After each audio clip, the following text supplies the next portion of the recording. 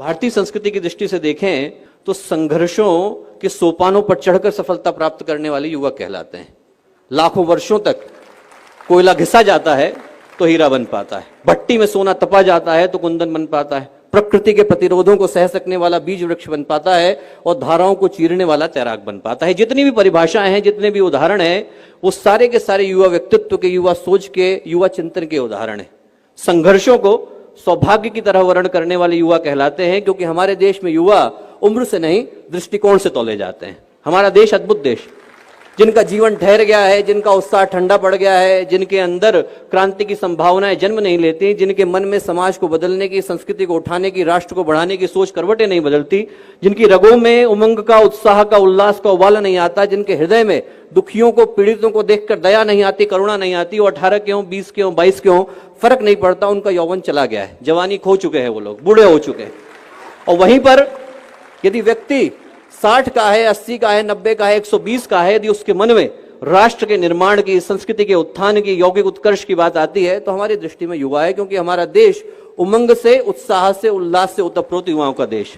एक ऐसा देश है जहां पर 89 वर्ष की उम्र में गोस्वामी तुलसीदास रामचरितमानस लिखने के लिए बैठते हैं। एक ऐसा देश है जहां पर 120 की उम्र में तैलंग स्वामी दीक्षा ग्रहण करते हैं, 118 की उम्र में नागार्जुन समाधि की यात्रा पर निकलते हैं, और 4 वर्ष के ध्रुव, नचिकेता, प्रहलाद, लिस्ट एकदम इनॉर्मस है, उपमन्यु, दालक, श्वेत केतु, अष्टावक्र, ये सब जन्म से योग का ज्ञान लेकर के आते हैं। क्योंकि हमारे देश में युवा होने का मतलब उम्र की निर्धारित कैटेगरी में होना नहीं होता। हमारे देश में युवा होने का मतलब राष्ट्र के प्रति, समाज के प्रति, संस्कृति के प्रति सही जज्बे का और सही जोश का होना होता है।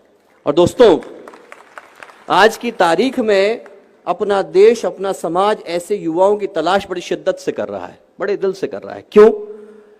क्योंकि आज की परिस्थितियां बड़ी भीषण और भयावह हैं। कहने को कोई महाभारत का रण नहीं सजा है, कहीं कोई देवासुर संग्राम नहीं हो रहा है, कहीं कोई कुरुक्षेत्र में पांचजन्य नहीं बजा रहा है, कहीं कोई रावण, कहीं कोई दुर्योधन, कहीं कोई महिषासुर त्रिलोक पर कब्जा करके नहीं बैठ गया है। पर आज की तारीख में जो भीषण परिस्थितियां हैं, उसमें देवासुर संग्राम भी इंसान के मन के भीतर है और कुरुक्षेत्र भी इंसान के मन के भीतर है। जितनी चीख चिल्लाहट, जितनी घबराहट, छटपटाहट, हाय हत्या, मारकाट आदमी के मन के भीतर चल रही है, उतनी तो कुरुक्षेत्र के मैदान पर भी नहीं थी। आज का इंसान आलीशान मकान लेकर के बैठा है, करोड़ों के ढेर लेकर के बैठा है, सुख सुविधाओं के अंबार लेकर के बैठा है, पर भावनात्मक रूप से तो रिक्तता लेकर के बैठा है। 9 मंजिल का मकान बना करके बैठा है, पर परिवार को तो भुला करके बैठा है। चंद्रमा पर जाने का यान बना करके बैठा है, पर मां को तो भुला करके बैठा है। महंगे अस्पताल लेकर के बैठा है, पर सेहत तो गंवा करके बैठा है। यूएस की डिग्री लेकर के बैठा है, पर कॉमन सेंस तो भुला करके बैठा है। और सबसे बड़ी बात कि जनसंख्या बढ़ा करके बैठा है, पर मानवता को तो गंवा करके बैठा है।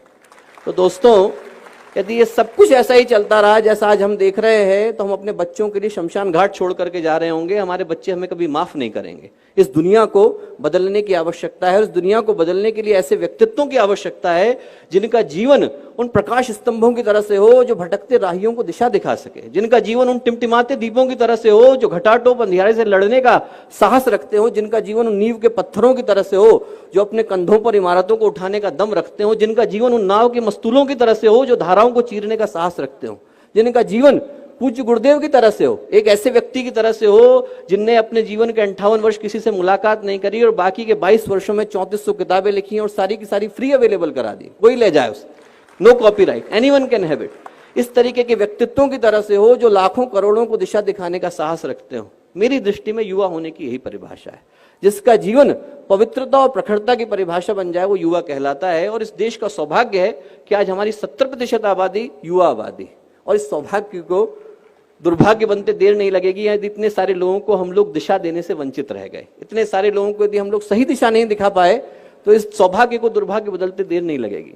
तो दोस्तों, जो युवाओं का यौवन है, उनकी संघर्षों से लड़ने की क्षमता है, वो धारा है। हिंदी में हम लोग कहते हैं दिशा धारा, वो धारा है, और उसके जीवन को सही दिशा देने का नाम योग का है।